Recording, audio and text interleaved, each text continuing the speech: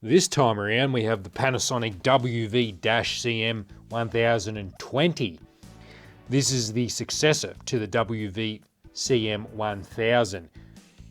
Hit the link above to see that video. There are some changes from the previous model to this model for the better and for the worse. Featuring a curved 9-inch colour CRT with 300 lines of horizontal resolution. Definitely an improvement are the controls on the front. That is, there's no flap to break off and go missing. The monitor has an on-screen display, hence the minimisation of the controls. There's no longer knobs on the front. There's the on-off switch, the input switch, menu up and down, and audio negative and positive. A clever addition by Panasonic is to have the buttons not protrude outside the bezel. They sit flush with the bezel, therefore they're harder to break off, harder to hit and damage that way, being flush. The back has had a number of changes. Starting at the label, we have the model number, of course. The power is from 220 to 240 volts. The previous model is 100 to 240 volts, or 220 volts. It's multi-voltage, whereas this one is not. So there's a reduction in its ability. Focus and screen voltage pots or trimmers can be accessed behind the holes. There on those two holes at the bottom left corner, same as the last model.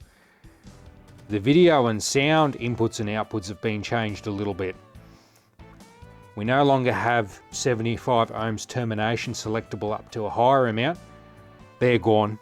We no longer have the slide switch from NTSC to NTSC-M. That's gone. We also have had one set of audio in and audio out removed. The inputs via B and C for the video, which take composite, must now share one set of audio in and out. A positive change is that the power cord is no longer hardwired in. Instead, we have an IEC connector on the bottom right corner. You're probably wondering by now what's going on here with these two. These are homemade modifications. They're not modifications made by a gamer.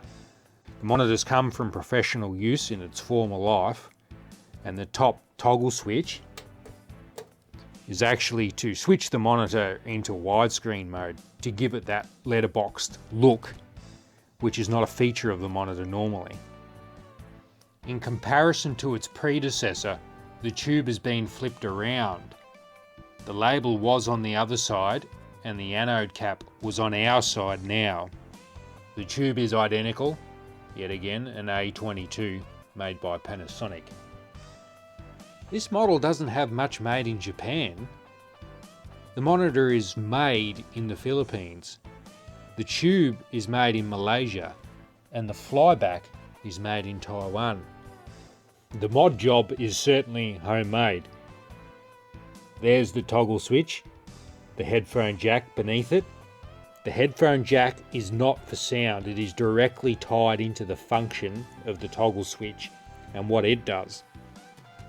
The blue wire here travels from the headphone jack. It's wrapped around the toggle switch, but it travels from the headphone jack over to this big relay where my finger's pointing now. There is also this red wire that is attached to one of the output, or one of the legs on the relay, that travels through the cabinet, zip tied in a couple times, and wraps around underneath to the bottom of the PCB somewhere. This is causing the vertical size to be reduced somehow. Back to the headphone jack.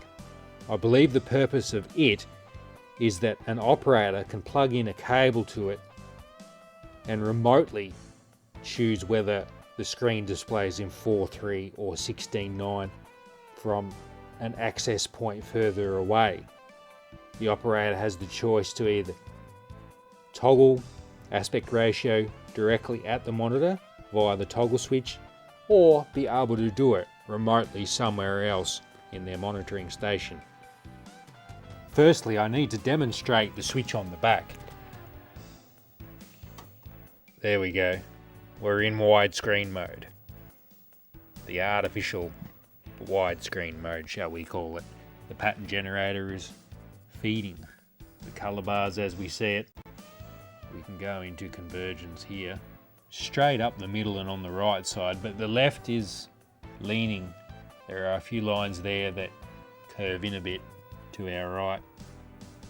Apart from that, it's pretty good. The grayscale's looking good too. I don't see any burn-in of any sort either. Believe it or not, the monitor will only handle PAL. NTSC has been removed completely, despite it being present in the last model. We're on PAL now. This is PAL M, PAL N, PAL 60 is rolling. If we had V-hole control, we could stabilise that most likely. That's CCAM, NTSC 4.43, NTSC J, NTSC M. Only good old regular PAL works. The monitor is definitely suited for PAL regions. It only accepts PAL signals. The language in the on-screen display, which I will show shortly, can be English, French, or German, hence European areas. Add to that, it only accepts 220 to 240 volts, so it's very, very PAL oriented. Look at this. I like this though. I like that they've got this on-screen menu this time. Brightness, contrast, picture, color.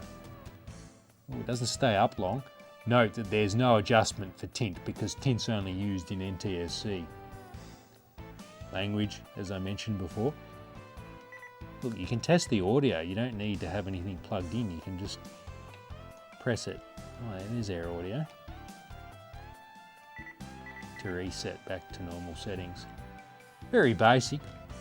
I'm very curious to know if there's a service menu available. I must go check the service manual.